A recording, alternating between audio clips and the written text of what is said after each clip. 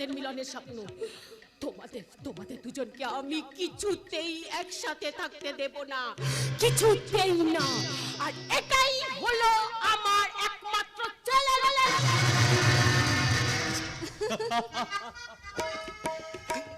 আচ্ছা তুফান, আমাদের এই ভালোবাসার কারোর কোনো কুনজর লাগবে না তো? আমি কিন্তু তোমাকে আমার সর্বস্ব দিয়ে ভালোবেসেছি, তোমাকে ছেড়ে কিন্তু আমি বাঁচবো না। আচ্ছা এমন কথা কেন বলছো বলো তো ফাগুন বউ? আচ্ছা, মাঝে মাঝে তোমার আমার উপর খুব রাগ হয় না আমি বিরোজ ব্যানার্জির মেয়ে বলে? মানুষ চিন্তা আমি ভুল করি না ফাগুন বউ। জানো তুফান, কি গো? আমি সত্যি জানি না যে তোমাদের তোমাদের এই জীবনপুর গায়ে সর্বনাশের পিছনে শুধুমাত্র আমার ড্যাডির হাত আছে কিনা। তার মানে? মানে মাঝে মাঝে জানো তো এই গ্রামে এমন অনেক ঘটে গেছে যেগুলো কিন্তু আমার ড্যাডি জানতো না। বলা মণ্ডলী সে খবর দিতে শুনে আমার ড্যাডি আটকে উঠতো। তাহলে আসল অপরাধীকে, যে কিনা জোকারের বেশে আমাদের গ্রামে ঢুকে ক্ষতি করছে আমাদের জীবনপুর গ্রামের, কে সে? আমি